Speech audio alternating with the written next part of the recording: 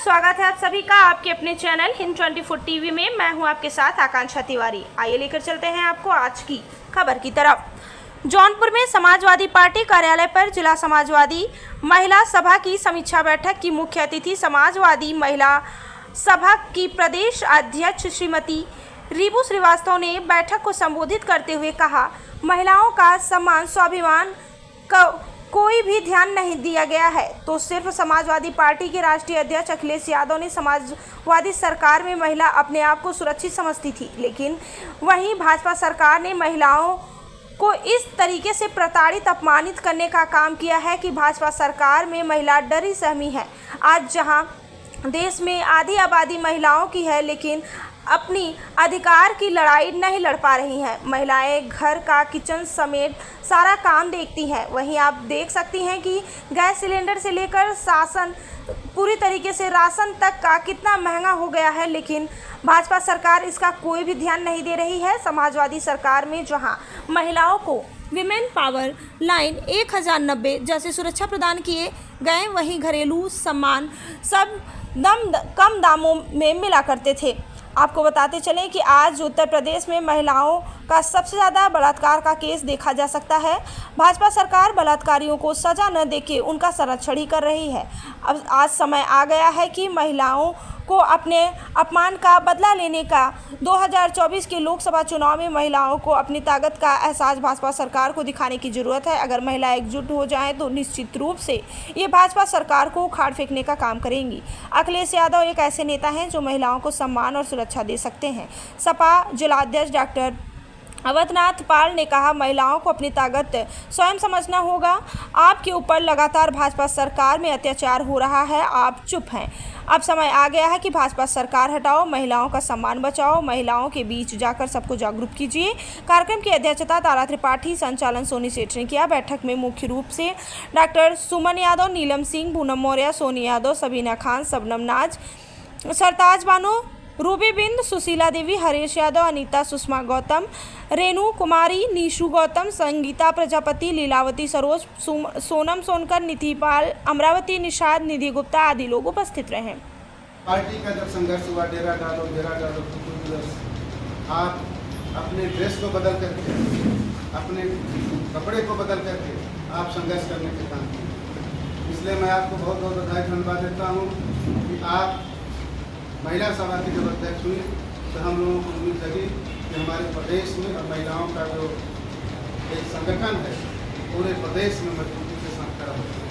आज जौनपुर जनपद में आपका मैं स्वागत और अभिनंदन करता हूँ। साथ हमारी जो बहनें आई हैं, मैं उनसे भी बहुत बहुत बधाई धन्यवाद देता हूँ कि आपने जो स्वागत करने के लिए आपने अध्यक्ष हमारी तमाम बहनें अपने विचार व्यक्त की। हमारे साथियों में भी बहुत अपने विचार रखता है। साथियों सबको सफल करती है, ज़्यादा वक्त नहीं देती है, क्योंकि महिला संगठन की पूरी बात हमारे प्रदेश अध्यक्ष जी बताएंगे कि हम लोग संगठन किस तरह से क्या करें, हमारी बहनों में किस तरह से ऊँचाए कि 9 विधानसभा हमारा संघर्ष हमारी बहनें करें और 2024 का जो हमारा चुनाव है उसमें हमारी बहनें किस तरह से भागीदारी लें। मैं राष्ट्रीय अध्यक्ष को बहुत बहुत बधाई धन्यवाद देना चाहता हूँ। आप महिला सभा के जो प्रदेश अध्यक्ष बनाए हैं उनको भी मैं अपनी तरफ से बहुत बहुत धन्यवाद और बधाई देता हूँ कि आपने संघर्ष से एक महिला को एक सभा का अध्यक्ष बनाए, उनको भी धन्यवाद देते हुए आए हुए अपने अतिथियों को भी बधाई धन्यवाद देते हुए क्योंकि आप प्रधानमंत्री समय निकालकर जौनपुर जनपद में आए हैं। आप लोगों की बहुत बहुत बधाई धन्यवाद देते हुए मैं अपनी बात इतना ज़्यादा है कि आप शौक से राजनीति नहीं करते। आप घर में अगर रहें तो सुबह रात में सोने तक आपको ये समझ आपको दिमाग में आएगा कि किचन में ये छूटा हुआ है, दूध छूटा हुआ है, ये सब्जी ढकी हुई नहीं है, और आपके पास काम उतने रहते हैं कि रात के सोने तक काम की कमी नहीं है।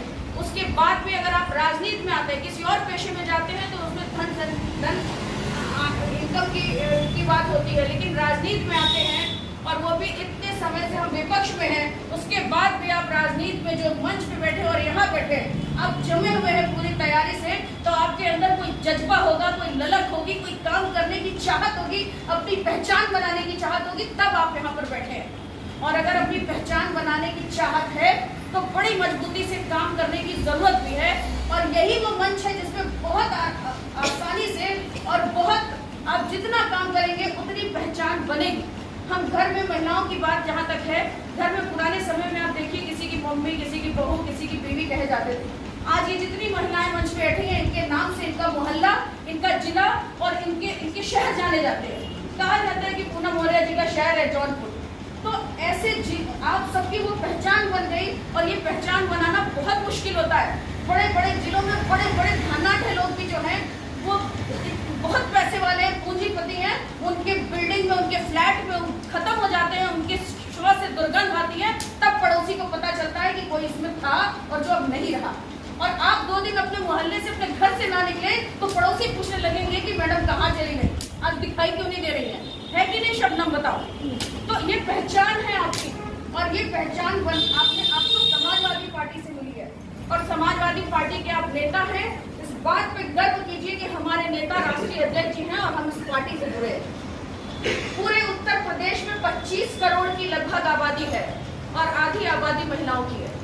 हम और कहीं भी वोट हुए हैं तो कई बूथों पर महिलाओं के वोट का परसेंटेज पुरुषों से ज्यादा होता है। और हम उत्तर प्रदेश के 100 से 200 सीटें सिर्फ 2000 से कम वोटों से हारे। अगर हमारी समाजवादी पार्टी की महिलाओं के बूथ पर वोटों का परसेंटेज ज्यादा होता तो हम शायद ये सीटें नहीं हारते। अगर समाजवादी पार्टी की महिलाओं का बूथ तक अगर संगठन होता तो एक बूथ पे आप 10 वोट बढ़ा सकते थे ना। आपके घर से अड़ोस पड़ोस में ही 10-15 वोट बढ़ा सकते थे। पूरे उत्तर प्रदेश में केवल 3.5 लाख वोटों से हमारी सरकार नहीं बनी। हम मानते हैं कि हमारी महिला सभा का संगठन कमजोर था, हमारे यहाँ भी और पूरे उत्तर प्रदेश में, नहीं तो बूथों पे 10-15 वोट बढ़ना कोई बड़ी बात नहीं थी, हम बढ़ा सकते थे। और पूरा नौजवान 22 में जब सरकार नहीं बनी तो उत्तर प्रदेश का हर तबका, हर वर्ग, हर जाति के लोग खून के आंसू रोए थे जब सरकार नहीं बनी। नौजवानों को लग रहा था नौकरी मिलेगी, किसानों को लग रहा था पानी मिलेगा, बीज मिलेगा, आंगनबाड़ियों को लग रहा था सैलरी बढ़ेगी।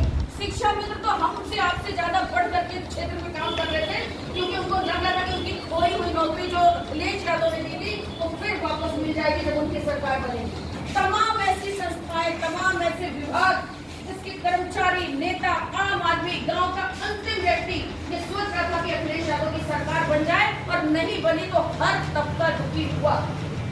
और आज किसी को भी लगता है कि ये गुलाम बनाने वाली सरकार, ये एक इंफ्रास्ट्रक्चर देश का बेचने वाली सरकार, रेलवे, हवाई जहाज, LIC, बैंक सब बेचने वाली सरकार, देश को गुलामी की तरफ ले जाने वाली सरकार से अगर कोई इस प्रदेश को आजादी दिला सकता है तो सिर्फ और सिर्फ हमारे राष्ट्रीय अध्यक्ष अखिलेश यादव और समाजवादी पार्टी। और आप महिलाएं समाजवादी पार्टी की सेना में आधे की भागीदार हैं। इसलिए बूथ स्तर तक आपका संगठन मजबूत हो, हम सब मिलकर मजबूत करें। हम इसमें किसी की गलती नहीं मानते। हो सकता है कि हम बार-बार कंटिन्यूअसली हम अपने संगठन को नहीं देख पाते हैं, उस पर चर्चा नहीं कर पाते हैं, इसलिए हमारी बहनें जहाँ हैं वहाँ रह जाती हैं, बहुत एक्टिव होके नहीं आ पाती। हम सारे मेन बॉडी के लोगों से भी कहना चाहेंगे, जो जिस भी सेक्टर से चुनाव लड़े हैं, उन लोगों के पास उनके विधानसभाओं में, उनके नगर पालिका में, नगर पंचायत में जब आप चुनाव लड़े होंगे तो बहुत सी महिलाएं एक्टिव दिखी होंगी। उन सबों को भी समाजवादी पार्टी में जो भी अध्यक्ष बने उसके साथ आपको जोड़ना होगा। घर हो, परिवार हो, पार्टी हो, बिना एक दूसरे के सहयोग से हम नहीं आगे बढ़ सकते।